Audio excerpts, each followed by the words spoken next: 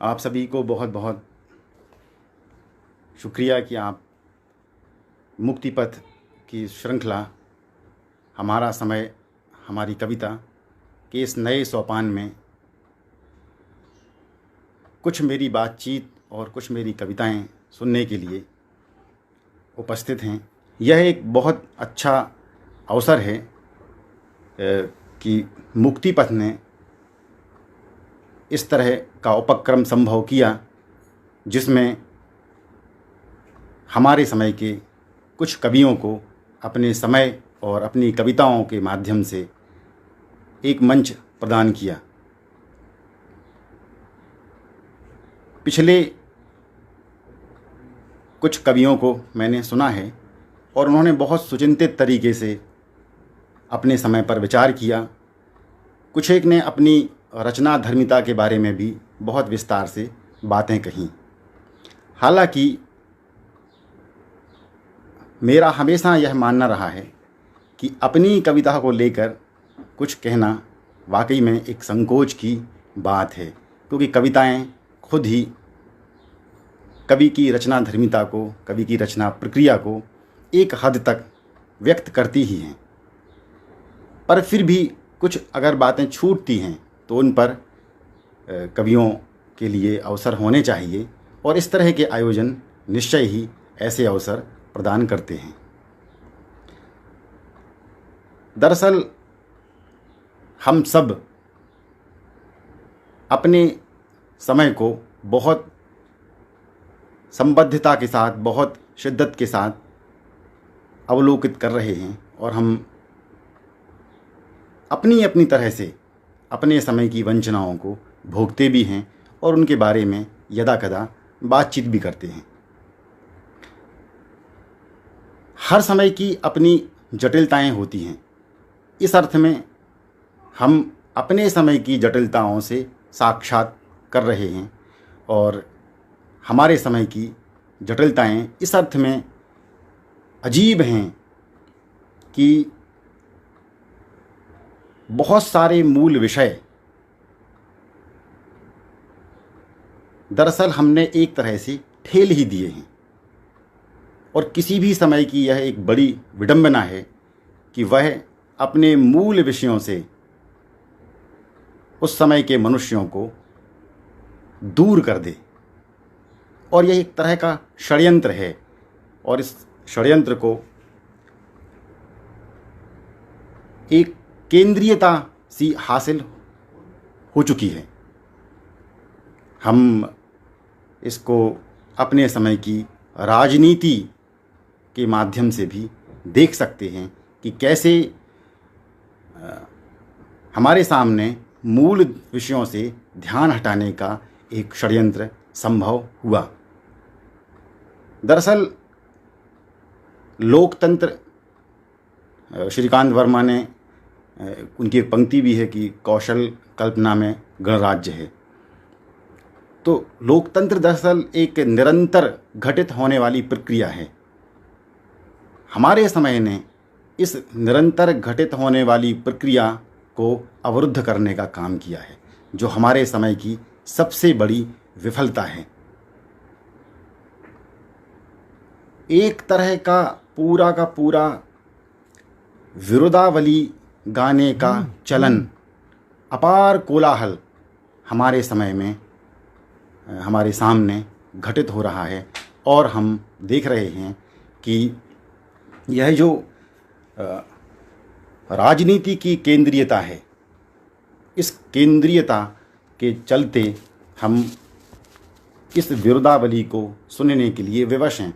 नहीं तो पहले समाज में बहुत सारी ध्वनियाँ ऐसी थीं जो सामाजिक श्रेष्ठता को चरितार्थ करती थीं और उनको हम सुना करते थे। अब वे ध्वनियाँ राजनीति की केंद्रीयता के सामने घुटने टेक चुकी हैं। प्रश्नांकन का निरंतर अभाव होता चला जा रहा है। अभी जो विरोधावली की बात आई थी वो ये है कि आप हमेशा सत्ताओं को या किसी भी तरह के संस्थाओं की क्रियाशीलता को प्रश्नांकन करना, उनकी कार्यप्रणाली में, उनकी क्रिया पद्धति में गुणात्मक सुधार के लिए ज़रूरी हुआ करता था। लेकिन हमने यह देखा है कि इस राजनीति की केंद्रीयता ने प्रश्नांकन का एक तरह का अभाव हमारे सामने लाकर खड़ा किया है। जो लोग प्रश्नांकित करते हैं, हम उनके हश्र देख रहे हैं, उनके साथ जो जिस तरह के दुर्व्यवहार होते हैं हम वह देख रहे हैं। गांधी जी ने राजनीति और समाज को लेकर स्पष्ट ये कहा था कि समाज ज़्यादा महत्वपूर्ण है, राजनीति को कभी भी समाज के आगे अतिक्रमित नहीं होना चाहिए। और यह हम आम मनुष्यों में देख रहे हैं। हमारे आसपास का जो माहौल है, हमारे जो शिक्षक हैं या तमाम तरह के कामों में लगे हुए लोग हैं, हमारे आसपास का वातावरण है, हमारे मित्र हैं, वे इतने अधिक राजनीतिक हो गए हैं और उस राजनीतिक होने में विचार का कोई महत्व नहीं है। वह राजनीति केवल एक कट्टर पक्षधरता की राजनीति है और उसने विचार को स्थगित किया है और दरअसल यह एक तरह की लोकतंत्र के क्षरण होने की स्थिति है। तो एक तरफ हम देख रहे हैं कि लोकतंत्र का क्षरण हो रहा है, जिसके लिए हमारी ही अपनी स्थितियां जिम्मेवार हैं। हम नहीं देखते हैं कि लोग इस तरह का संवाद कर रहे हैं कि पर्यावरण पर बातचीत हो रही हो। अगर हो रही है तो सारा का सारा प्रतीकात्मक घटित हो रहा है। जितना भी संवाद बचा हुआ है, शेष है। अभी हाल ही में मैं अनुपम मिश्र की एक किताब बिन पानी सब सून पढ़ रहा था। हमारी जो असली चीज़ें हैं, हमारी जो बुनियादी चीज़ें हैं, जिनके बिना हमारे जीवन का होना संभव नहीं है, उनके बारे में हमारे आसपास बिल्कुल भी विचार नहीं हो रहा है। हमारा समय व्यर्थ के प्रलाप में, व्यर्थ की बातचीतों में इस कदर उलझा हुआ है और थोड़ी बहुत इस तरह की चेष्टाएं अगर बची हैं तो उन पर भी हमारा ध्यान नहीं जाता है। पहले इस तरह का माहौल था कि अगर आप जिस कस्बे में रह रहे हैं, जिस शहर में रहते हैं, उसमें कुछ इस तरह के लोग जो ऐसे उपक्रमों में लगे हुए हैं, कोई पानी को सहेजने का काम कर रहा है, कोई वृक्षारोपण का काम कर रहा है, कोई शोषितों वंचितों की आवाज़ को मुखर कर रहा है, इन सब की एक अपनी पहचान हुआ करती थी। अब इन सब की तरफ समाज ने देखना बंद कर दिया है। अब राजनेताओं ने समाज में वह केंद्रीयता हासिल कर ली है कि ऐसी सारी शख्सियत समाज में लगभग नज़रअंदाज हो चली हैं। हमारा समय एक बड़े स्तर पर स्मृतिहीन समय कहा जाएगा। मतलब इतने सारे लोगों ने इतनी तमाम सक्रियताओं से, बड़ी कल्पनाशीलता से देश के निर्माण में संलग्न रहे, बड़ी बड़ी संस्थाओं का निर्माण किया और उन सारी संस्थाओं ने इतने वर्षों तक, जो बार बार भाषणों में आता है कि 70 बरस 65 बरस, इतनी बड़ी संस्थाओं का निर्माण किया, बड़े शख्स हुए, पूरी शिक्षा पद्धति से लेकर तमाम तरह की जो सार्वजनिक उपक्रम हैं उनको संभव किया। वे सब अब हमारी स्मृति से बाहर चले गए हैं। हम उन्हें याद करना ही नहीं चाहते। एक तरह की तात्कालिकता हमारे ऊपर अतिक्रमित कर दी गई है और हम भी उसे स्वीकार कर लेते हैं। हम में से बहुत कम लोग ऐसे हैं जो उस स्मृति में बसे हुए के पुनर्वास की चेष्टा कर रहे होते हैं। और यह काम हम देखेंगे कि केवल हम समाज या राजनीति को ही दोष न दें, साहित्य में भी ऐसे अवसर अल्प होते चले जा रहे हैं। अब जबकि सबसे ज़्यादा हम जिन चीज़ों पर, कलाओं पर और साहित्य पर भरोसा कर सकते हैं, वे ऐसी केंद्रिताओं का प्रतिपक्ष हुआ भी करते थे, अब भी हैं, और उन्हीं से समाज उम्मीद लगाता है। पर इस तात्कालिकता के आग्रह ने उस स्मृति के साथ एक तरह का दुर्व्यवहार किया है। हमें यह याद रखना चाहिए कि स्मृति ही हमारे वर्तमान को समृद्ध बनाती है और हमारी कल्पनाओं को भी जन्म देने का काम करती है। हम अगर स्मृति शून्य हो जाएं तो हम वर्तमान में भी विपन्न होंगे और किन्हीं कल्पनाओं से भी हम वंचित रह जाएंगे जो स्मृतियों की श्रृंखला के रूप में आगे बढ़ सकती थी। हमारा समय प्राथमिक स्रोतों के अध्ययन से विमुख समय है। यह जो सोशल मीडिया पर बहुत सारा वायरल करके फैलाया जाता है, बहुत सारे भ्रम और अफवाहें हमारे सामने पेश किए जाते हैं, इन सब ने इतनी जगह बना ली है कि कुछ लोग जो बहुत बुनियादी चीज़ें पढ़ा करते हैं, ज्ञान अर्जित करते हैं, समझते हैं, उनकी ओर उनसे पूछने का, उनसे बातचीत करने का सारा एक संभवता ख़त्म होती चली जा रही है और बहुत तात्कालिक प्रायोजित तरीके से जो चीज़ें समाज में फैलाई जाती हैं वे ही एकमात्र स्रोत बची हुई हैं। उन्हीं को हमारा समाज, हम बार बार हम शब्द इस्तेमाल करते हैं वो इस अर्थ में कि बहुसंख्यक समाज मजबूर है, विवश है और हो सकता है कि वह उतना ही पर्याप्त समझता हो। पहले गाँव कस्बों का बार बार हम जिक्र इसलिए भी करते हैं कि ऐसा हुआ करता था कि कोई शिक्षक होते थे, कोई पुराने वकील हैं या कोई किसान हैं, उनसे लोग उनके क्षेत्र की उत्कृष्ट बातों को पूछने जाया करते थे। अब वह सारी की सारी स्थिति हमारे समाज से एकदम कमज़ोर होती चली जा रही है। वह कड़ी पूरी तरह मजबूत नहीं बची है। अगर वह मजबूत बचती तो हम एक बार इस बात के बारे में सोच सकते थे, ऐसी आश्वस्ति अनुभव कर सकते थे कि हम कुछ ज्ञान, कुछ उत्कृष्टताएं अर्जित कर सकेंगे, लेकिन यह संभव नहीं हो पा रहा है। हमारा समय लोकप्रियता पर अगाध भरोसा करने वाला समय हो गया है। जो उत्कृष्टताएं थीं, जो औदात्य था, जो हम बड़ी कल्पनाएं कर सकते थे, वे सब तात्कालिक आग्रहों में बहुत ज़्यादा कमज़ोर हो चली हैं।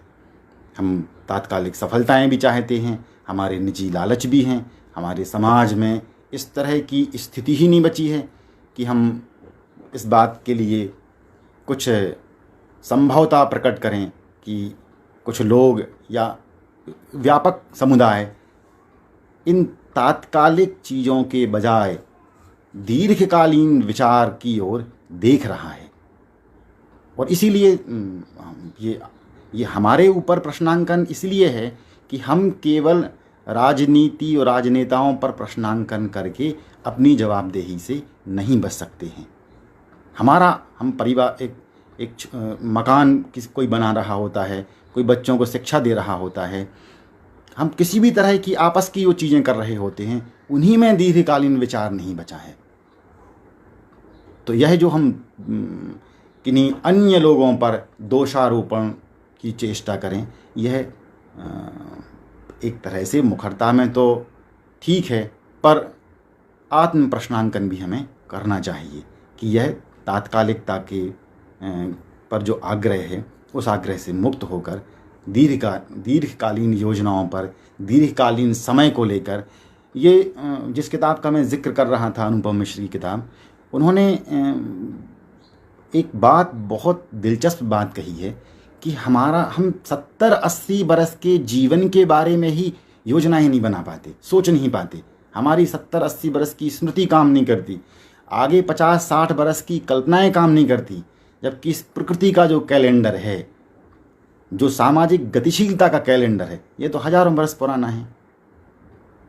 तो हम इस तात्कालिकता के आग्रह में बहुत सारा उत्कृष्ट हो रहे हैं।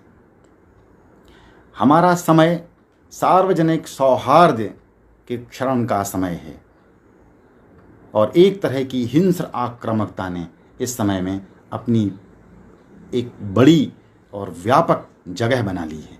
और असली बात तो यह है कि इसका इतना ज़्यादा सरलीकरण हो गया है, इतनी ज़्यादा सर्वस्वीकार्यता हो गई है कि हमें यह सब अटकता भी नहीं है, हमें यह सब ख़राब भी नहीं लगता। हमने इसको सामान्य दिनचर्या में शामिल कर लिया है।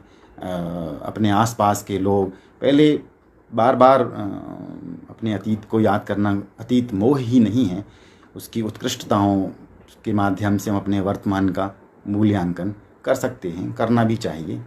तो पहले ऐसा हमने देखा है, हमसे वरिष्ठ लोगों ने जो हमारी बात सुन रहे हैं उनसे हम क्षमा चाहेंगे, वे और अनुभवी हैं, उन्होंने और देखा होगा कि किसी पर आप बलात् अतिक्रमण नहीं कर सकते हैं। समाज में जिन लोगों का कोई प्रत्यक्ष नाता नहीं हुआ करता था वे भी रोक टोक किया करते थे।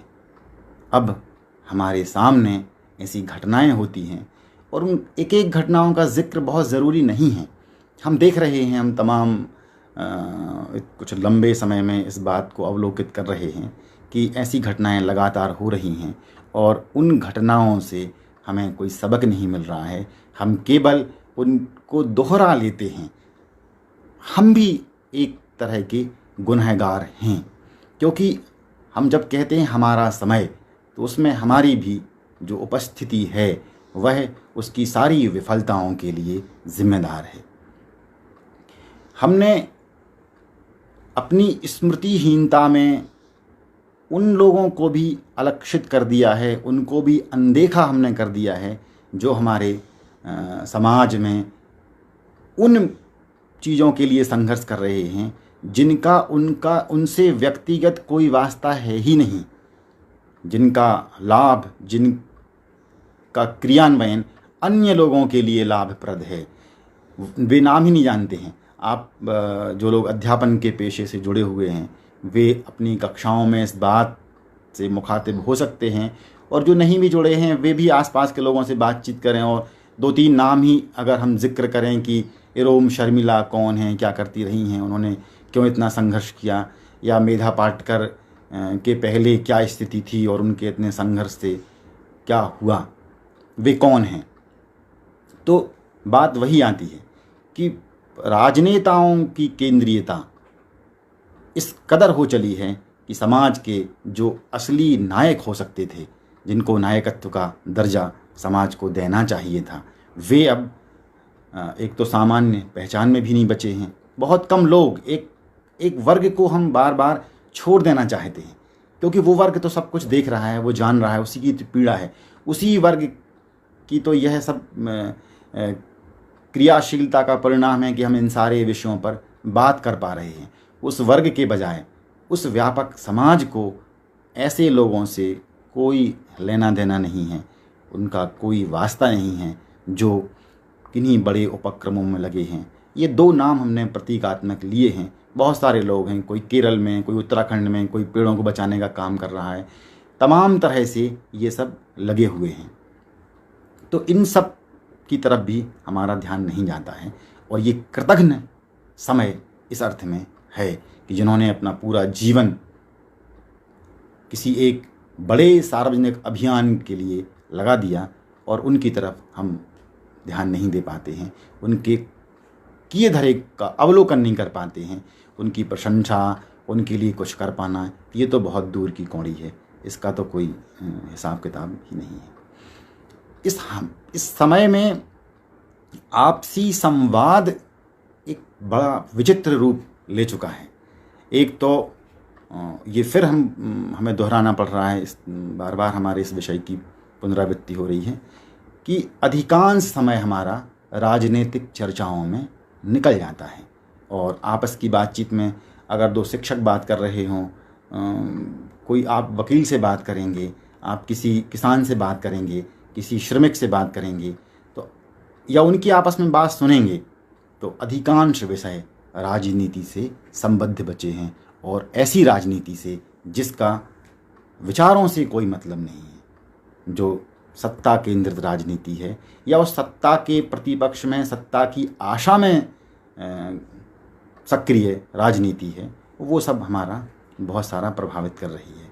अब इस समय पर हम अफसोस करें या इस समय ऐसी बहुत सारी बातें और निकल कर आ सकती हैं, ये कुछ बातें मेरे विचार में आई जो मैंने आपके सम्मुख इस आभासी रूप से आपके सम्मुख रखी, और इस तरह की बहुत सारी बातें हो सकती हैं।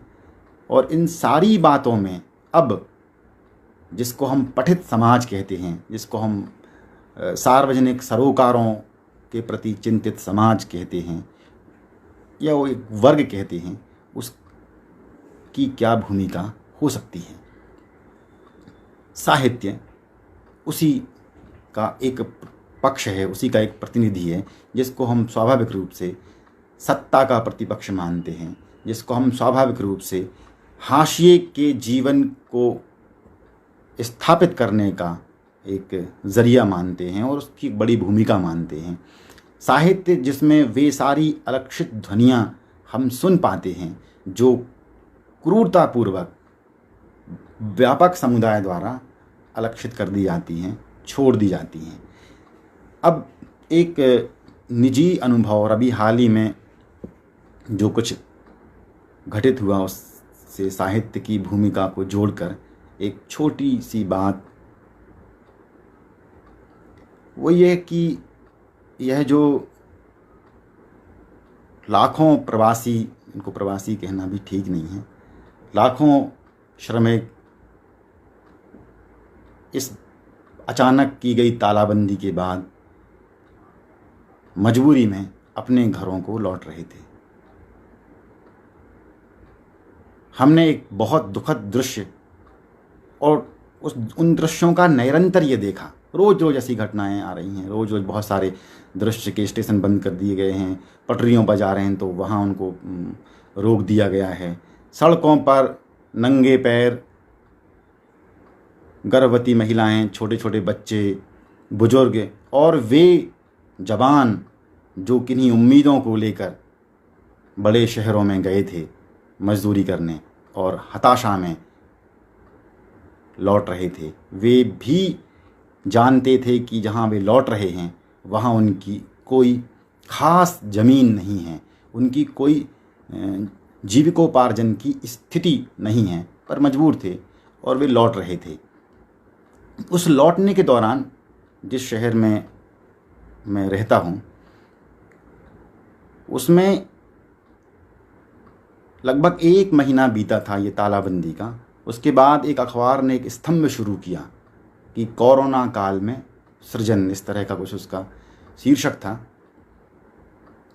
और बस वो रोज़ रोज़ एक किसी रचनाकार की बातचीत उसमें प्रकाशित होती थी कि वो इस कोरोना काल में कर क्या रहे हैं। तो और कुछ कविताएं जो लिख रहे थे उनकी कविताएं भी प्रकाशित होती थीं और वे अजीब तरह की कायरे कोरोना हम तो से डरो ना, इस तरह की अजीब कवित्वहीन और कविता भी जिनको हम नहीं कह सकते, इस तरह की कविताएं प्रकाशित हो रही थी। और वे सब अपने अनुभव एक एक करके, एक एक रचनाकार के अनुभव प्रकाशित हो रहे थे। किसी ने कहा कि हमने बहुत समय से कविता संग्रह तैयार नहीं हो पा रहा था और बिखरी हुई कविताएं थीं, तो इस 30 दिन में या 1.5 महीने में रोज़ मैंने लग कर वो कविताएँ एकत्र की और उनकी भूमिका लिखी। बस तालाबंदी ख़त्म होते ही हम प्रकाशित करने भेज देंगे। किसी ने कहा कि हमने 4 किताबें तैयार कर ली, किसी ने लिखा कि 8 भूमिकाएं लिख ली हैं। और इस तरह का एक एक रचनाकार की अपनी निजी रचनात्मक सफलताओं का यशोगान उस अखबार में प्रकाशित होता रहा। वो इतना मुश्किल वक्त था कि उस वक्त आप देख तो सब सकते हैं और हो सकता है कि वो कभी आपकी रचनाओं में भी उपस्थित हो, और ऐसा होता है रचनाकार के साथ। लेकिन उस दौर में जैसे दृश्यों से आप रोज़ रोज़ रूबरू हो रहे हैं, इतनी सारी घटनाएं आप देख रहे हैं, सड़कों पर चलते हुए लोग, ऐसे में आप जो कि सिर्फ कविता लिख सकते हैं, कभी कभी कविता लिखने के काबिल भी नहीं रह पाते हैं। तो बात यह है कि, और मेरे कहने का आशय भी यह है कि हम लोग जो लिखने पढ़ने से जुड़े हुए लोग हैं, तो थोड़ा बहुत विचार कर रहे लोग हैं, उनकी इस दुस्समय में क्या भूमिका हो सकती है। क्या हम अपने निजी रचना कर्म का उत्सव ऐसी विपरीत परिस्थितियों में मना सकते हैं? ये कुछ प्रश्न हैं जो हमारे लिए उद्वेलित करते हैं। और अगर हम ऐसा कर पा रहे हैं तो हमारे लिखे हुए पर भरोसा कौन करेगा? हम समाज की ओर इस तरह के आक्षेप लगाते हैं कि कविता संग्रह नहीं बिकते, पेंटिंग्स लोग नहीं देखते हैं और कविताएं पढ़ी नहीं जाती हैं, पाठक कम बचे हैं, हमारे रोना रोने की बहुत सारी चीज़ें हैं। लेकिन हम ये आक्षेप नहीं लगा रहे हैं। बहुत सारे लोगों ने इस बीच बहुत सारा काम किया है, मदद की होगी, अपने आसपास के लोगों की मदद की होगी, जितना संभव था वो सब किया होगा। लेकिन ऐसे वक्त अपनी रचनात्मकता का उत्सव हम कैसे मना सकते हैं? अगर हम ऐसा कर पा रहे हैं तो क्या समाज से हम ये उम्मीद करें कि वह हमारी ऐसी रचनात्मकता को आतुर भाव से देखे, पढ़े और उससे कुछ हासिल करे? यह एक तरह की व्यर्थ की उम्मीद है और यही वह स्थिति बनती है जिसमें लेखकों का समाज के साथ वह रिश्ता घटित नहीं हो पाता जो होना चाहिए, जो हम फिर अगर स्मृतियों में जाएं तो समाज के साथ वैसा रिश्ता रहा है। तो ये कुछ विचार की इस तरह की बातें हैं जो हमें अपने लेखन के साथ जिन पर विचार करना चाहिए और जिन पर अगर हम विचार नहीं कर रहे हैं तो एक तरह के कैरियरिज्म में हम फंस चुके हैं और हमारे कुछ लक्ष्य तय हैं कि हमें 1 किताब 2 किताब या ये और वो, और एक तरह का तो अकादमिक दुनिया में प्रोन्नति मूलक लेखन होता ही है, तो उसमें भी हम फंसे रह जाते हैं। यह जो हम इतनी सारी बातें, मुख्यतः एक ही 2 बातों के इर्द गिर्द हमारी बातें हैं जो हम कर रहे हैं, इन सब में हमें अपने साहित्यिक बिरादरी पर भी विचार करना चाहिए, उन पर भी प्रश्नांकन करना चाहिए। क्या हम जिस तरह से किसी एक तरह की राजनीति को हम त्याज्य मान रहे हैं या हम निषेध करते हैं कि इस तरह का जो तात्कालिक प्रलोभन वाली राजनीति है वह नहीं होना चाहिए, वो दीर्घकालीन राहत का कुछ मामला हो तब समझ में आता है। क्या हम राजनीति की तरह साहित्य में भी कुछ कट्टरताओं को पनपते नहीं देख रहे हैं? क्या ऐसा नहीं हो रहा है कि क्षेत्र विशेष के या फिर एक विशेष तरह के पैटर्न में या विषयों में या एक ख़ास तरह के शिल्प को हम पसंद करते हैं और उसके अलावा जो लिखा जा रहा है उसको हम पसंद नहीं करते हैं? हमने क्या अपनी इन पसंद की स्थिति को लागू करके साहित्य को समृद्ध होने से वंचित नहीं किया है? तो जो हम राजनीति और लोकतंत्र की विफलता की बात करते हैं कि हमारा समय एक तरह से लोकतांत्रिक विफलता का समय है, तो एक तरह से हम क्योंकि साहित्य तो उस काल्पनिक गणराज्य को संभव करता है, कविता तो बस लोकतांत्रिक अवसर देती है। तो अगर हम बहुत उदार और सभी अपने तमाम आग्रहों के बावजूद सभी को पढ़ने की स्थिति में नहीं आ पा रहे हैं या सभी को स्वीकार नहीं कर पा रहे हैं, तो एक तरह से यह हमारी अलोकतांत्रिकता है। मुझे लगता है कि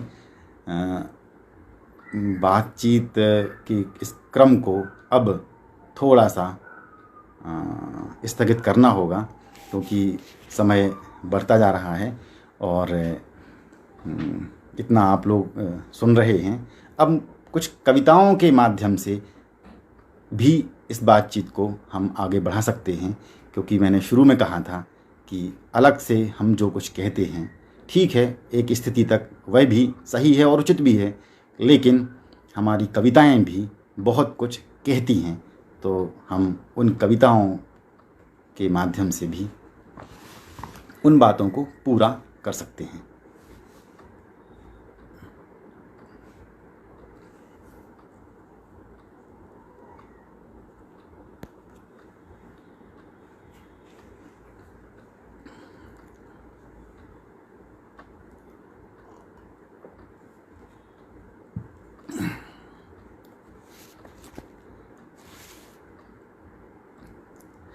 शीर्षक है आहट। बहुत कम लगती एक चौड़ी सी दरार से हड़बड़ी में आता चूहा। बहुत कम लगती एक चौड़ी सी दरार से हड़बड़ी में आता चूहा, सधे विनम्र कदमों और विश्वस्त चालाकी से खिड़की से उतरती बिल्ली, अनजाने ही अंदर की यात्रा से अनभिज्ञ और रोशनदान से आ गई चिड़िया। कुछ नहीं कर पाने की तरह आती निष्क्रियता, करने ना करने के बीच ठिठकी अन्य मनस्कता, हार कर अवसाद को छुपाने का अभिनय करती उदासी।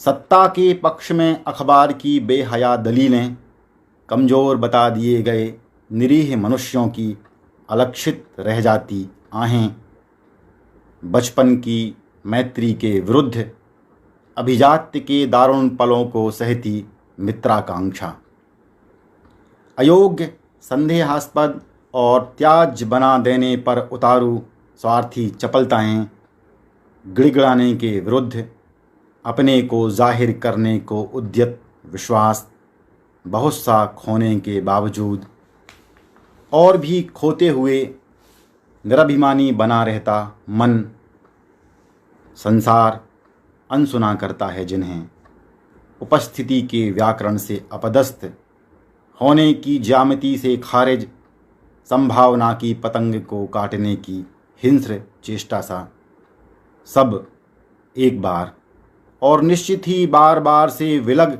एक बार अपनी आहट दर्ज कराते हैं, नहीं सुने जाने की आशंका के विरुद्ध।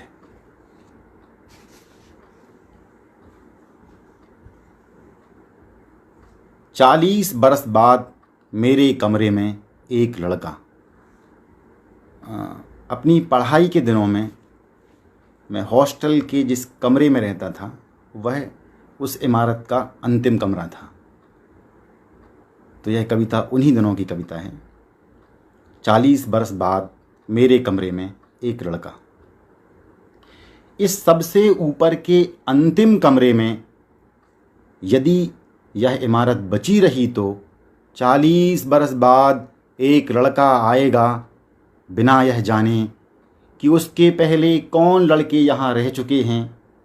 उनमें से लगभग आधे बूढ़े भी हो चुके हैं, कुछ शायद रहे ही ना हों। वे जब आए थे तो क्या उसी की तरह एक निरीह सी जिज्ञासा से भरे थे, वह सोचेगा। उनमें से कितने इस कमरे को घर समझने लगे थे, कितने खाली लौट गए थे घर या दूर किन्हीं शहरों में खो गए थे। कौन शब्दों से दुनिया चलाना सीख गया होगा, कौन बैठे ठाले लिख रहा होगा कविता अब तक, और कौन बेघर उदास अपने समय को दूसरे के हिस्से सा काट रहा होगा। वह लड़का कितना विस्मय में होगा। अधिक विफल और कमतर सफल लोगों की आत्माओं से बसे इस कमरे में वह रहेगा और फिर उन्हीं में शामिल हो जाएगा। वह निरीह लड़का जो 40 बरस बाद आएगा, आज मुझे बार बार याद आता है। छोड़ चुके लोगों की जगह रहेगा वह, इतनी अधिक छायाओं से कुछ उस तक नहीं पहुँचेगा और कुछ उन पहले रहे लोगों की बदकिस्मती के कारण वह भी ठेला जाएगा। उन बहुत सारे लोगों में से यदि एक मैं भी हूँ तो मैं तुमसे क्षमा चाहता हूँ और अभी से धीरे धीरे अपनी छायाएं काटना शुरू करता हूँ। अपनी हताशा के क्षणों को खिड़की से लगातार बाहर फेंकता हूँ। 40 बरस बाद आने वाले लड़के, तुम यहाँ ज़रूर आना। अलावा। रात गए एक जंगल में प्रविष्ट हुआ मैं। रात गए एक जंगल में प्रविष्ट हुआ मैं। प्रविष्ट हुए के जंगल में दुनिया का जंगल था, जहाँ कोई डेरा या चिन्ह नहीं था। उसे स्वप्न मानकर स्वप्न के डेरे या चिन्ह में दुनिया खोजने लगा, पर यह इतना सरल नहीं था। इस सरल नहीं के दुख में कठिन से पाला पड़ा। सरल या कठिन दुनिया के भीतर थे। दुनिया के भीतर सरल या कठिन के अलावा भी बहुत कुछ था। यह सही है कि इस अलावा से कोई मतलब नहीं था मुझे, लेकिन सबसे अधिक इसी अलावा को समय दिया। तो रात गए जिस जंगल में प्रविष्ट हुआ था मैं, उस जंगल में अब मेरे अलावा सब कुछ बचा हुआ है।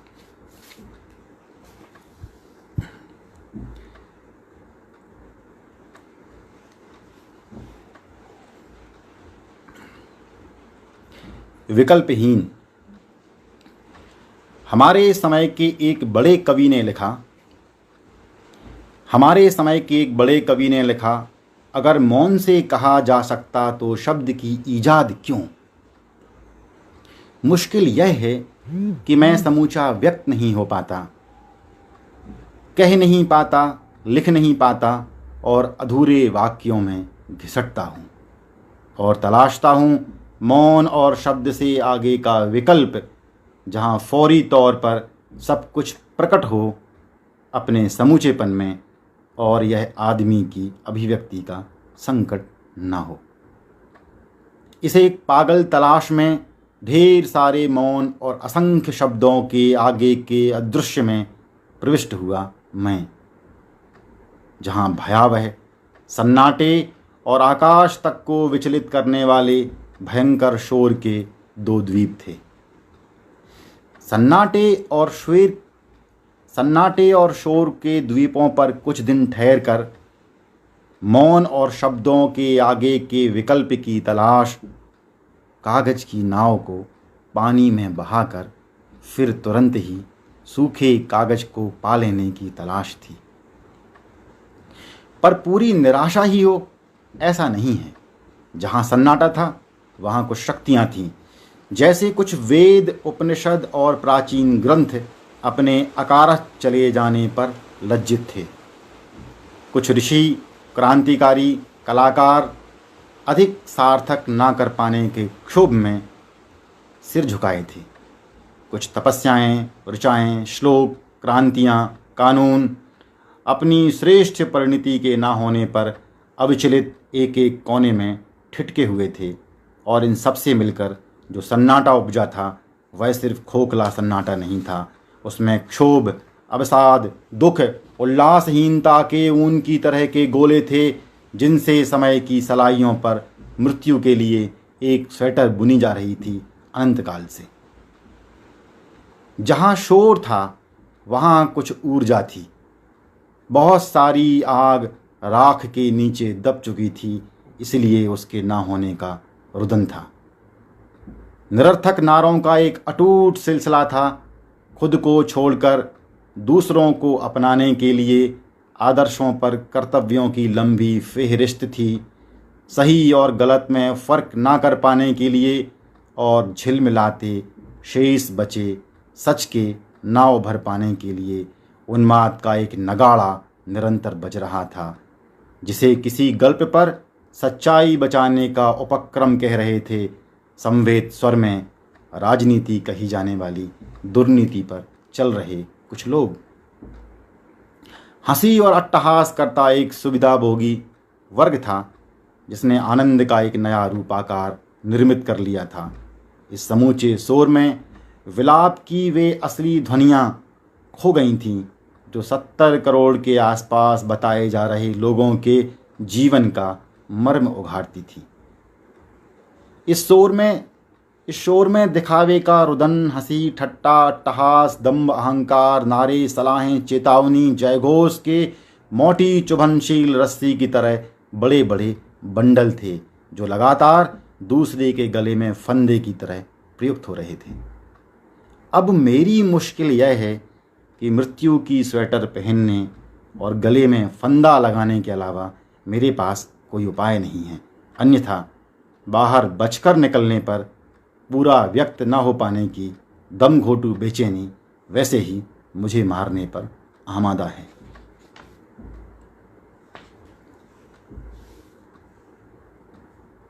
जहाँ पनाह है। एक चुनाव के समय की यह कविता है, जब साड़ियाँ वितरित की जा रही थीं और भगदड़ में कुछ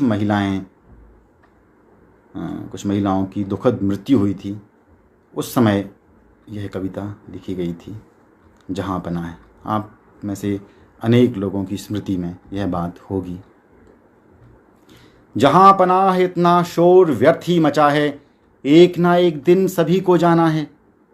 और वहाँ तो सिर्फ 22 औरतें चित्रों में तब्दील हुई हैं, एक दिन निराकार में सभी बिला जाते हैं। जहाँ पनाह आपको शर्मिंदा होना शोभा नहीं देता, आप शर्मिंदा होंगे तो पूरे देश को शर्मिंदा होना पड़ेगा। और जहाँ पनाह अभी अभी हमने जो मुखौटे बांटे हैं, वे सिर्फ हंस ही सकते हैं, उनसे शर्म कैसे झलकेगी जहाँ पनाह है। आप बीती घटनाओं से तनिक भी विचलित ना हों जहाँ पनाह है, आखिर वे ही तो सबका ध्यान हटाती हैं वर्तमान दुख से। और जहाँ पनाह है हमारी तैयारी पूरी मुस्तैदी से है, हम लगातार भविष्य के लिए ऐसी ही घटनाएं तैयार कर रहे हैं। जहाँ पनाह आप कद की चिंता कतई ना करें, लोग जहाँ हैं वहाँ से आप बड़े ही दिखेंगे। जहाँ पनाह हमारा उद्देश्य तो स्पष्ट है, लगातार ऐसा होता रहे कि अत्याचार, हिंसा, बलात्कार, शोषण, अन्याय, भुखमरी, गरीबी आदि आदि जनता को अनुभव ही ना हो। और हाँ, जहाँ पनाह एक ख़ास खबर सिर्फ आपके लिए, इन दिनों गठिया का शर्तिया इलाज अपने आप हो जाता है।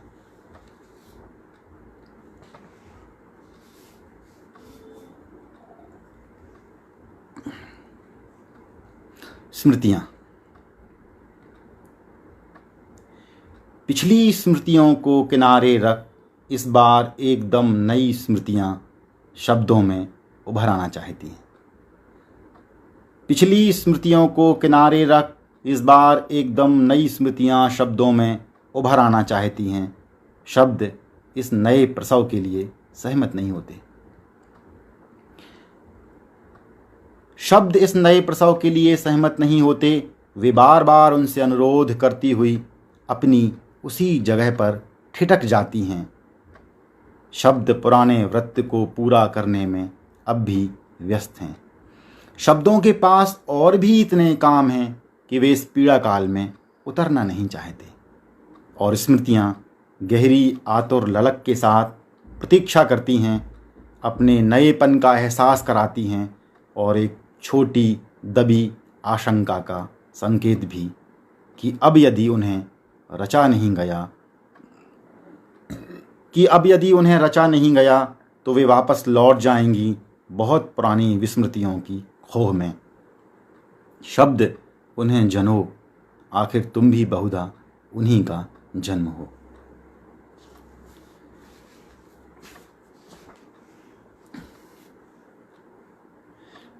उस समय से बाहर पहली बार हमने कदम रखे। समय से बाहर पहली बार हमने कदम रखे, पहली बार हमने जाना जानने के बाहर को। पहली बार हमने जाना जानने के बाहर को। हम अक्षत और कुमकुम के बिना पवित्र हुए, हवा और पानी के बिना जीवित रहे। हमने केवल आँखों की चमक से सृष्टि का अंधेरा ठेला।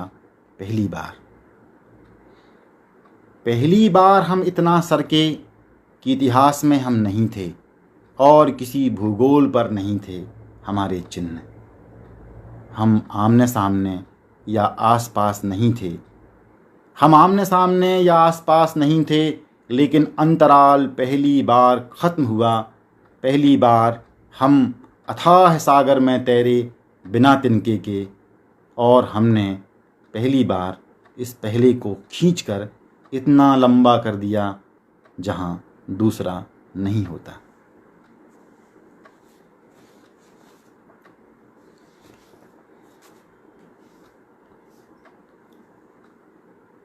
बची रहे।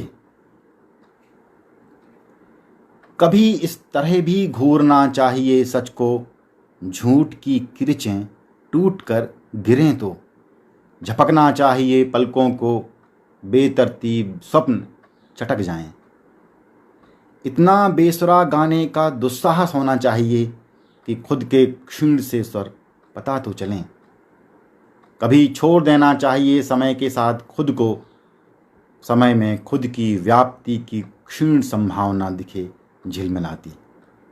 एक बारी सही अपनी घड़ी हुई अडिग सी छवि तार तार करनी चाहिए, ताकि एक नए बनने और शायद बचे रहने की शाश्वत आकांक्षा बची रहे।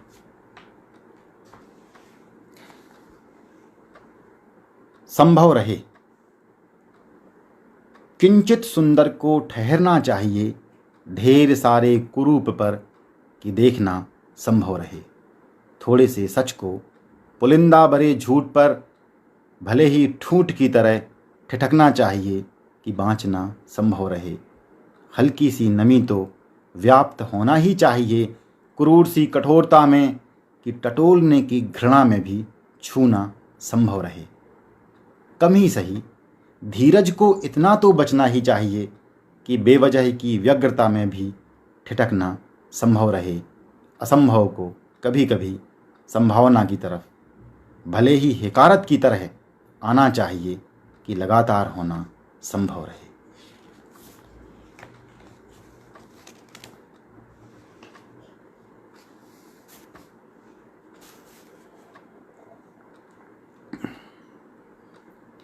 दुनिया।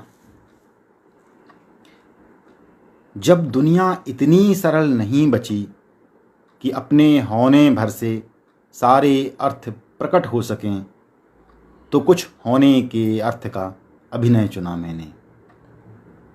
जब दुनिया इतनी सरल नहीं बची कि अपने होने भर से सारे अर्थ प्रकट हो सकें, तो कुछ होने के अर्थ का अभिनय चुना मैंने। एक होने की तरह की दुनिया बुनी, रोज रोज होने भर का प्यार किया। होने के लिए कुछ जाना, कुछ भूलें की, कुछ आदतें बनाई, होने मात्र का जीवन पोत लिया देह पर। कुछ चमत्कृत मुद्राएं और रहस्य कपड़ों की तरह पहने और बदले। एक मजबूत, एक लिजलिजा व्यक्तित्व साथ साथ हुआ। 4-6 शब्द ओंठों के नीचे रखे, ताकि कोई संदेह न हो होने पर। अच्छा बुरा, सफल या असफल से कोई ज़्यादा वास्ता नहीं रहा। नैतिक अनैतिक का प्रश्न उठता ही कैसे। तो कुछ कठिन सा हुआ, आदमी सा नहीं, मेरे होने का अभिनय, जिसमें मेरा सचमुच का होना कहीं लुप्त हो गया, जब दुनिया सरल नहीं बची।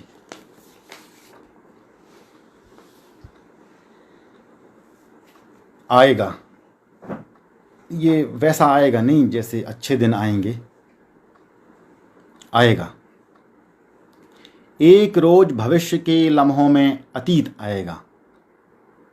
एक रोज भविष्य के लम्हों में अतीत आएगा। सुख आएगा बीते हुए दुखों को याद कर, निराशा आएगी खो चुकी आशा भरे क्षणों पर। कुछ नहीं आएगा जैसा भी समय आएगा। समय के आने की उम्मीद की तरह बेपरवाह उम्मीद आएगी, किंतु परंतु यद्यपि जैसे शब्दों से शुरू होकर पछतावा आएगा। नहीं आएगा कि नाजुक व्रंत पर टिका एक कठोर और दुर्निवार होना कभी तो आएगा।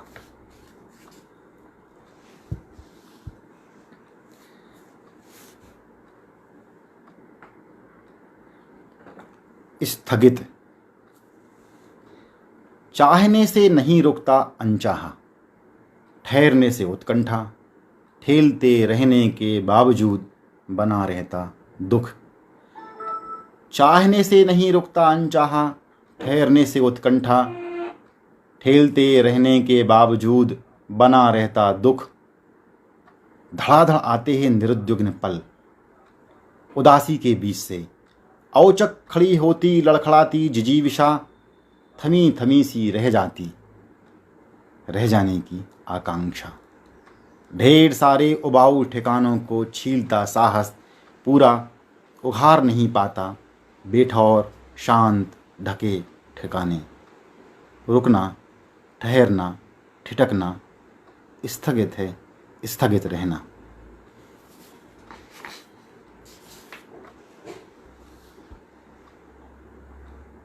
सुनो सुनो जल्दी सुनो, रघुवीर सहाय जी की याद आ जाती है। हंसो हंसो जल्दी हंसो, वो कुछ स्मृति में रहा होगा जब शीर्षक। सुनो सुनो जल्दी सुनो, रोज तुम जैसे जीते रहे हो वैसे ही जियो। रोज तुम जैसे जीते रहे हो वैसे ही जियो। काम पर जाओ, यदि बेकार हो तो फूलों पत्तियों चांद सितारों और बूंदों को देखो। तप रहे हो तेज बुखार में तो तपो और शुक्र मनाओ। नमक कम पड़ा है तो अफसोस मत करो, ज़्यादा शक्कर पर सुखी भी न रहो। कुछ नहीं है कि सहारे जीने की कोशिश करो।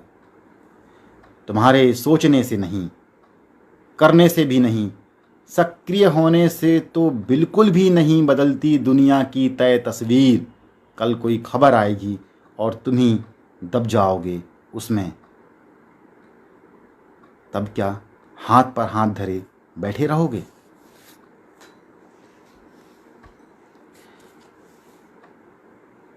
डरावना है यह, दुनिया के बहुत बड़े सच में अपनी दम भर अपने छोटे छोटे सच तलाशने थे। दुनिया के बहुत बड़े सच में अपनी दम भर अपने छोटे छोटे सच तलाशने थे। स्थिर रहना था, अडिग की तरह चलते रहने सा चलना था। शुरू में थोड़े से संकोचों के बावजूद आखिरकार सच के लिए मुखर तो होना ही था। मौन रहने का अभ्यास भी नहीं था जीने के अभ्यास की तरह। मौन रहने का अभ्यास भी नहीं था जीने के अभ्यास की तरह। निरुपाय को झटकना था, झटकने के उपाय सीखने। हताशा के बिंबों पर 20-25 सपनों की कूंची फेरना थी। धीरज को चिपकाने के लिए आत्मा से, धीरज को चिपकाने के लिए आत्मा से, देह से किसी अद्भुत तत्व की ज़रूरत नहीं होती तो भी संभालना तो था ही। एक बोली में, एक ही भाषा में पृथ्वी की सारी भाषाओं के दुख भरे अर्थ आ जाएंगे, ऐसा मानकर अपने दुख को विस्तार देना था। एक मुकम्मल आदमी होने के मुकम्मल संघर्ष बिना चमकते दांतों के लगभग हंसी की तरह गुजरने देना थे। अपने छोटे छोटे सच तलाशते दुनिया के बड़े सच में डूब जाने का खतरा जीते जी तो डराता ही है, सपने में भी बहुत डरावना है यह।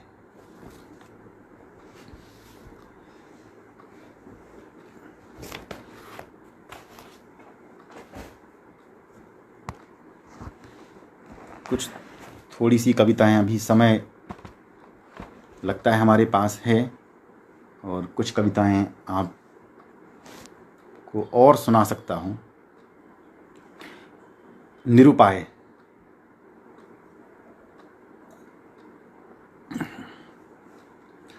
बाघ की चार दीवारी में अचानक गिरा मनुष्य, आयु के जोखिम की हिदायतों से घिरा किशोर, फरेबों की फेहरिस्त में बंध जाती सुंदर युवती। लोकतंत्र की नियति में धंसती अवाम, बुद्धिजीवी कहे गए लोगों में भटकता एक नैतिक विचार, निष्क्रियताओं के गल्प में सक्रिय उम्मीद। ढेर सारे संकटों के किनारे खड़ा एक उदासीन निराकरण, भीड़ भरे रास्तों से गुजरती अनजानी शव यात्राएं, जलती दोपहरी की जीभ पर निर्मल पानी का स्वाद। देह से सघन झरता आत्मा का विलाप, आत्मा के शोक को सहेजती देह, आत्मा और देह की लहूलहान उत्कंठाओं के बीच अपने को खोजता सुख। धारणाओं के विरुद्ध आगे जाने के उपक्रम में लगी नवता, चलन से बाहर हुए सिक्कों को सहेजता बचपन, साइकिल के चक्कों को गली मोहल्लों में घुमाती फिरती क्रीड़ा के कौतुक को देखती विपन्नता, पालेने, हासिल करने, काबिज होने की अनुदार क्रियाओं को जज्ब करते सारे उपाय हमारे होने की निरुपायता के निष्कंप बिंब हैं। अस्पृश्य, बहते हुए रक्त के आवेग की वजहें दो नहीं थीं। बहते हुए रक्त के आवेग की वजहें दो नहीं थीं। सिर झुकाए ढलान से उतरते हुए एक ही कल्पना उतरती थी। सिर झुकाए ढलान से उतरते हुए एक ही कल्पना उतरती थी। लुढ़कता था एक ही विचार, निर्द्विघ्नता के आलोप में एक ही दीवार की ओट थी। पीठ से टिके हुए स्मृतियों को खुरचते लाल धारियों की छाप पड़ती, सुर्खती जीवन की एक आवृत्ति। एक बाढ़ आदिम के बादलों से अनादिम के जीवन तक फैलती इस तरह कि सब कुछ डूब गया, जीवन और मृत्यु भी, पाना और बचना भी। लौटती उम्रें और सीलती दीवारें बुलाती हैं फिर। बगैर हाफे चढ़ते कदम सिर्फ भ्रम हैं। धड़क उठती बेधड़क इच्छाएं थम हैं। अस्पृश्य उपस्थित हूँ, ये भी क्या कम है। रक्त एक ही आवेग से बहा था।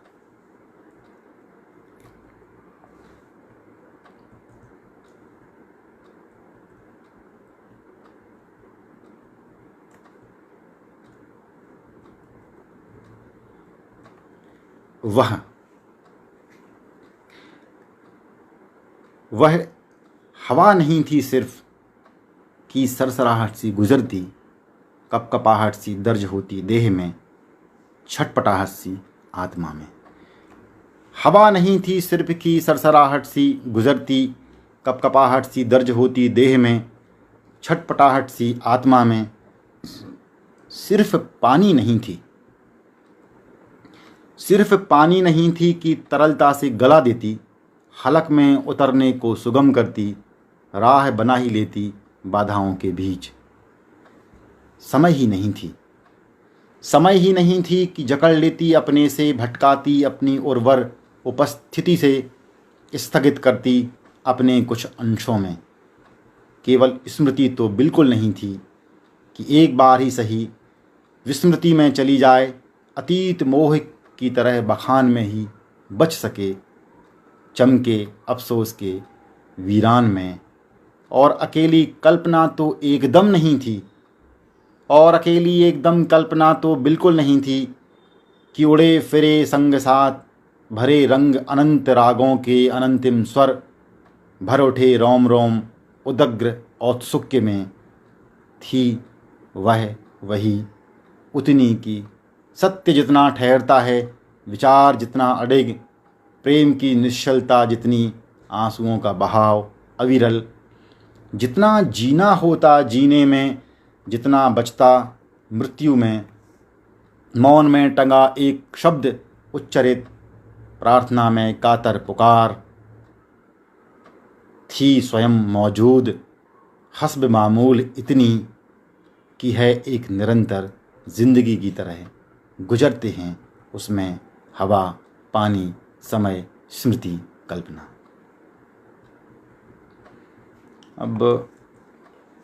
अब आप सुन रहे हैं और इस तरह की स्थिति है कि आप टोक नहीं सकते हैं, आपकी आवाज़ हम तक नहीं आ सकती है, और आपकी व्यवस्था है कि हम जो सुनाएंगे वो आप सुनेंगे। तो 3 छोटी कविताएं जो जिन्हें हम सब्जी कविताएं कह सकते हैं, तो 3 कविताएं ये आप करेंगे। टमाटर।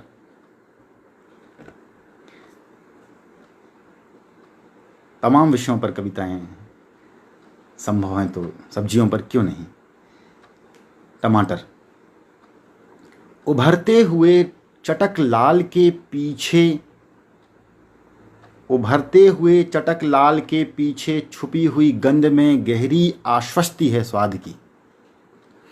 उभरते हुए चटक लाल के पीछे छुपी हुई गंध में गहरी आश्वस्ति है स्वाद की, हालांकि ज़्यादातर हत्या ही है भूख की।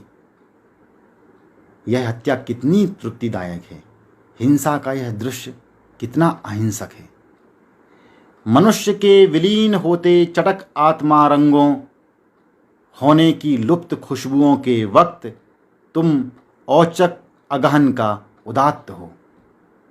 मनुष्य के विलीन होते चटक आत्मा रंगों होने की लुप्त खुशबुओं के वक्त तुम औचक अगहन का उदात्त हो। मुग्ध हो देखना, कसकर छूना, खाकर तृप्त होना, हमारी इच्छा में तुम्हारा नष्ट होना बदा है। अबूझ है कि इतने पानीदार के मातृत्व को मार देता है ज़्यादा पानी। कुछ पानीदार होने का रौब हम भी चाहते हैं।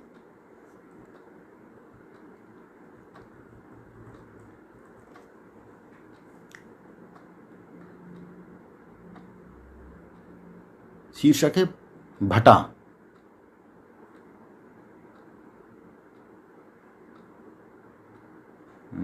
जो लोग भरता प्रेमी होंगे वे के जहन में बहुत सारी चीज़ें आ रही होंगी।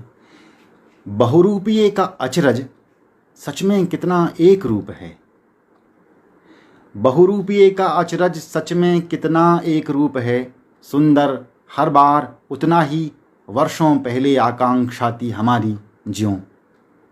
बहुरूपिये का अचरज सच में कितना एक रूप है। सुंदर हर बार उतना ही वर्षों पहले आकांक्षा थी हमारी ज्यों। कई तरहों से बनते इतना कौन बनता है। कई तरहों से बनते इतना कौन बनता है। नर्म त्वचा के अंदर का मांसल रस तृप्तियों की ललक में डुबोता कि अंगुलियों में चिपक गए को छोड़ने का मन नहीं करता। मन छोड़ता कहाँ है मन माफिक को। कई तरहों से बनते इतना कौन बनता है। नर्म त्वचा के अंदर का मांसल रस तृप्तियों की ललक में डुबोता कि अंगुलियों में चिपक गए को छोड़ने का मन नहीं करता। मन छोड़ता कहाँ है मन माफिक को। बेपरवाही के परिणाम भी सुखद हो सकते हैं जैसे उगे हुए। बेपरवाही के परिणाम भी सुखद हो सकते हैं जैसे उगे हुए बहुस्वाद वैभवपूर्ण रूप वैचित्र्य और स्वादों की भिन्नता हमारे प्रकट होने से भी संभव होते। रूप वैचित्र्य और स्वादों की भिन्नता हमारे होने से भी प्रकट होते। इस क्रम में ये एक और कविता है लौकी। किसी को सिर्फ उसके होने से ही चाहा जा सकता है। किसी को सिर्फ उसके होने से ही चाहा जा सकता है जैसे चाहना होने का भराव है। छरहरी से स्थूल तक, स्वाद से तृप्ति तक, संघर्ष से जीवन तक संबोधनों में सीमित करते होने को। प्रेम और मजबूरी दोनों की पृथक चाहना से संबोधित तुम। प्रेम और मजबूरी दोनों की पृथक चाहना से संबोधित तुम। मुलामियत का ऐसा तेवर कि बिना साजो सामान भी रस भरी। अतिरिक्तों से अलंकृत दुनिया में निर्लंकृत अर्थपूर्ण होने के लिए तुम्हारी ओर टकटकी लगाकर देखता हूँ। अतिरिक्तों से अलंकृत दुनिया में निर्लंकृत अर्थपूर्ण होने के लिए तुम्हारी ओर टकटकी लगाकर देखता हूँ।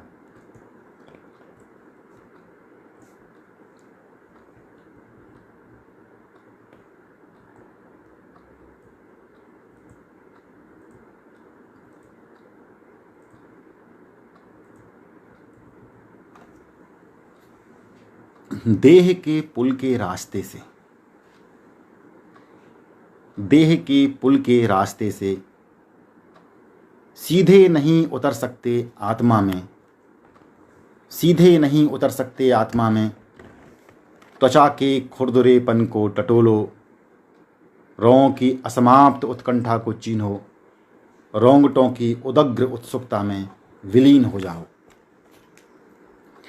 धड़कनों की गतियों में, पलकों की नियति में, चेहरे पर उभरती हैरान सलवटों में, कप कपाती अंगुलियों से, हैरत में खड़े हो जाते बालों से, एकाग्र ध्यानमग्न आतुर कानों से, ठहर गई भाषा, ठहर गई यात्रा के फिर आरंभ की कामना में, हिलते कदमों के लिए, हवा में घुलती उत्तेजना के लिए, हवा में घुली उत्तेजना को सूंघती नाक के लिए, अकर्मण्यता के आरोप में वक्र होती भौहों के लिए। तुम कभी सीधे नहीं उतर सकते आत्मा में, तुम कभी सीधे नहीं उतर सकते आत्मा में, देह के पुल के रास्ते वहाँ जा सकते हो यदि चाहो तो। सच और स्वप्न। स्वप्न में पुत्र के जीवन को फैलता देखता पिता, स्वप्न में पुत्र के जीवन को फैलता देखता पिता सच में विसर्जित करता है उसकी अस्थियों के साथ खुद को। लहलहाती फसलों के गर्भ में मुग्ध किसान बाढ़ सूखे के मुँह में समा जाता एक दिन। उम्मीद के पंखों पर सवार लड़की रच रही होती एक भिन्न दुनिया, देह को नोचकर फेंक दिया जाता सड़क पर। एक व्यक्ति पूरी दुनिया से अपने अधूरेपन को सहेजने की उम्मीद लगाता है, कठोरता से ठुकराए जाते हैं उसके याचक शब्द। एक युवा जीना चाहता है अपनी वैचारिक स्वतंत्रता के साथ, देशद्रोही बता षड्यंत्रों के कागजों पर दर्ज होता वह। सपने देखते खोए रहते दुनिया भर के सुंदर निरुपाय निरीह मनुष्य अकर्मण्य बेशर्म नाकारा करार दिए जाते हैं। स्वप्न का जीवन सच में उतरने को आतुर इतना कि सच में बुरा चरित्र होना भी स्वीकार कर ही लेता है। संसार का सारा सच सपनों को खारिज कर चरितार्थ होता है।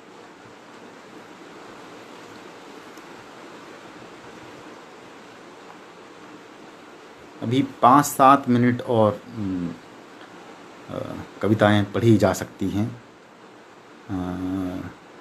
हमारे अग्रज मित्र डॉक्टर नीरज खरे ने संकोच कविता के लिए कहा है कि संकोच शीर्षक कविता भी सुनाई जाए, तो उनकी बात को टालना संभव नहीं।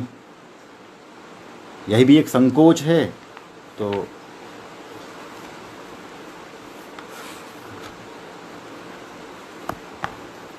वैसे भी हम बगैर संकोच के सुना ही रहे हैं।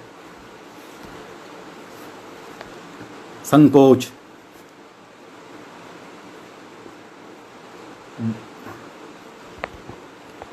संकोच फूल झरने के पहले हल्का कर लेता है वजन। फूल झरने के पहले हल्का कर लेता है वजन। बहुत कम ताप और बेहद सुंदर रक्ताभ किरणों के साथ प्रविष्ट होता है सूर्य। बहुत कम ताप और बेहद सुंदर रक्ताभ किरणों के साथ प्रविष्ट होता है सूर्य। पैरों से विनम्र शुरुआत करता है पानी मुँह से ऊपर जाने के लिए। अनगढ़ से शब्दों में उतरती है कविता। टूटे फूटे वाक्यों में घिसटता सच। धीमे आलाप में नाद, पसीने की बूंदों से देहाकांक्षा। यह सब भव्य और उदात्त है, सरल नहीं। सरल है हिंसा, संकोच नहीं करती।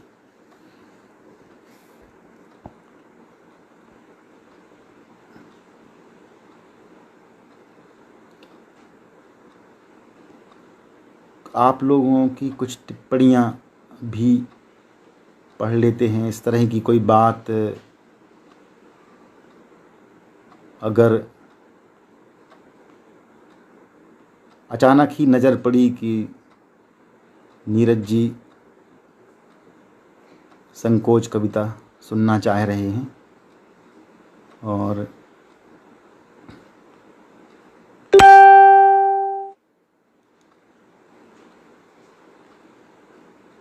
यदि इस तरह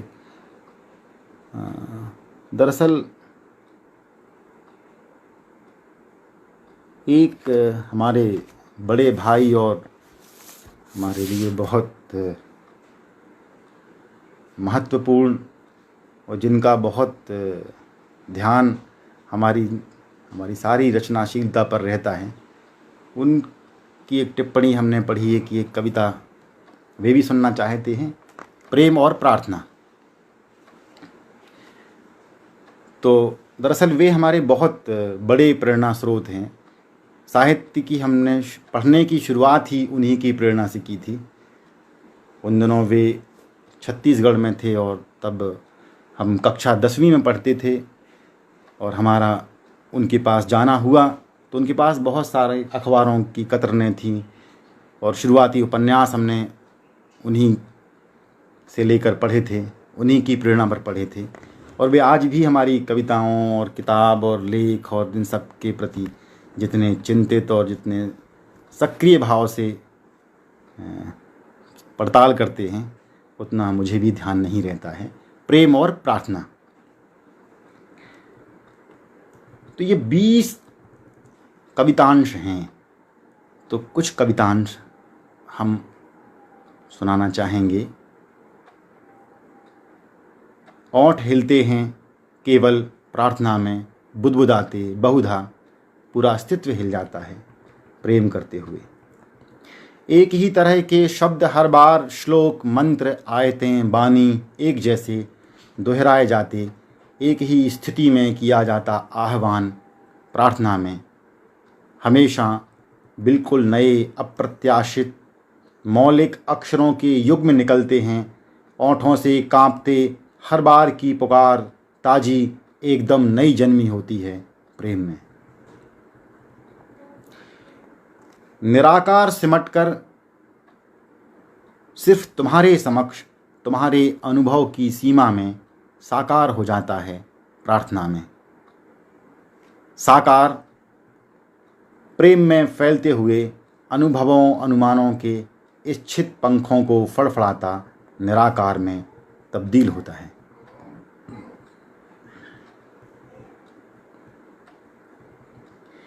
कुछ ज़रूरी चीज़ें चाहिए उसे प्रार्थना के लिए, जैसे शब्द, भाव, उत्सुकता, पहुँच पाने की आकांक्षा, मूर्तियाँ, विधान, व्रत, कायदे, इनसे मिलकर बना एक दायरा।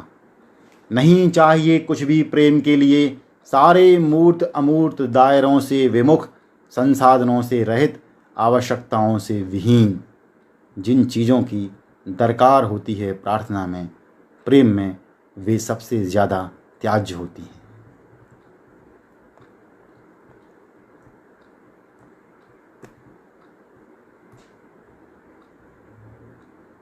बड़े बड़े अट्टहास, दर्प, पाखंड खड़े होते हैं इर्द गिर्द प्रार्थना में। रुदन कम ही है, करुणा से भरा होता है प्रेम। प्रतीक्षा की उदास सिसकियाँ, खो देने की शाश्वत लगती आशंकाएं, टूटने की आहटें प्रेम का बसाव हैं। देह बनती है जिन तत्वों से, क्या प्रार्थना में स्मरण रहता है सभी का? आत्मा बनती है जिन अवयवों से, प्रेम से विलग हो पाते हैं वे क्या?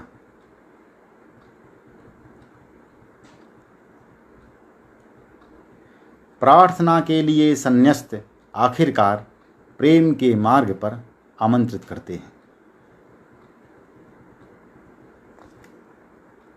जाओ प्रार्थनाओं के सुख की ओर, तुम्हें खुशियों की फेहरिस्त मुबारक। प्रेम के दुखों से मोह मुझे, आत्म पीड़ित कह लेना। प्रेम की पीड़ा में अकेला हूँ मैं। और ये अंतिम अंश है। सीखते समझते अभ्यास करते हो पाती है प्रार्थना। सीखते समझते अभ्यास करते हो पाती है प्रार्थना। अचानक हो ही जाता है इन सब के बगैर प्रेम। दरअसल कुछ कविताएं जिन पर मुक्ति पथ ने पोस्टर प्रसारित किए हैं, उनको सुनाने से हम बच रहे थे, पर ये 2 कविताएं इसके बावजूद। और अब मुझे लगता है कि समय के हिसाब से यह अंतिम कविता जो काफ़ी पहले लिखी थी, और एक बार मैं कुछ आप लोगों की प्रतिक्रियाएं देख लूं, फिर यह अंतिम कविता सुनाता हूं।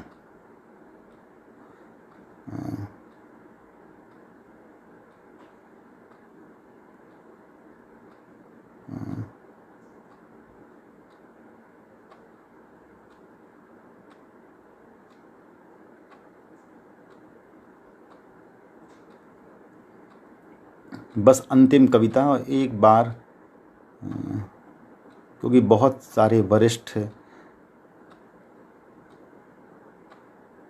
और मित्र और तमाम लोग जुड़े हुए हैं, तो उनकी बात भी एक बार सुनकर, थोड़ा सा नाम लेने से मैं बचना चाहूँगा। बहुत सभी की आत्मीय उपस्थिति है, तो नाम उल्लेख से बचते हुए इस अंतिम कविता के साथ 1-2 मिनट अपनी बात रखकर संपन्न करूँगा। तीजन बाई की पंडवानी देखकर। वर्षों पहले तीजन बाई सागर में आई थीं, फिर उनसे 2-1 आश्चर्यजनक मुलाकातें भी हुई। तीजन बाई की पंडवानी देखकर, ये बहुत पुरानी कविता है और ये जनसत्ता में भी प्रकाशित हुई थी और पहल में भी आई थी। तीजन बाई की पंडवानी देखकर। दृश्यों और ध्वनियों से आगे जाकर वे एक भरा पूरा अमूर्त साकार करती हैं। दृश्यों और ध्वनियों से आगे जाकर वे एक भरा पूरा अमूर्त साकार करती हैं। समय के पीछे जाने के सारे बंद दरवाजे एक साथ ठेलती, बहुत पीछे जाकर घटना के एक समय को खींच लाती हैं। पूर्णिमा के 5 रोज पहले का चांद वहीं रह जाना चाहता है, पर वे नश्वरता के कगार पर सबको ठेलकर स्वयं एक अनश्वर समय में प्रविष्ट हो जाती हैं। वे सिर्फ पीछे जाकर समय खींच लाती हैं और उसमें अपनी व्यक्त कथा को संवार कर उतने समय को पहली बार धन्य कर देती हैं। उन्हें देखकर लगता है कि सपनों की तरह सुंदर, पवित्र और भव्य स्मृति भी संभव है, और कहीं कुछ ऐसा इस सृष्टि में अब भी मौजूद है जो निरवधि है, निरापद है, अनिर्वचनीय सुख है। चलने के एक नए व्याकरण के साथ, ध्वनियों की जमती और टूटती व्यवस्था के साथ, जब मंच पर, अब तो उनकी बात की प्रस्तुतियाँ बहुत सारे उन्होंने आयाम कम कर दिए थे, बहुत सारा जो उनका संचलन था मंच पर। उस समय जब हमने ये प्रस्तुति देखी थी, तब उनके किसी भी स्टेप में कोई कमी नहीं थी, वे पूरी तरह मंच पर गतिशील रहा करती थी। चलने के एक नए व्याकरण के साथ, ध्वनियों की जमती और टूटती व्यवस्था के साथ, बेसरों की अनिविति में वे चलने के एक नए व्याकरण के साथ, ध्वनियों की जमती और टूटती व्यवस्था के साथ, वे बेसरों की अनिविति में छलों की पुराकथा को निश्चल सुनाती हैं। छलों की पुराकथा को निश्चल सुनाती हैं। गर्व उनका स्वर है, आक्रोश उनका स्वर है, छल उनका स्वर है, मर्म उनका स्वर है, विलाप उनका स्वर है, और अचानक आया सन्नाटा उनका स्वर है।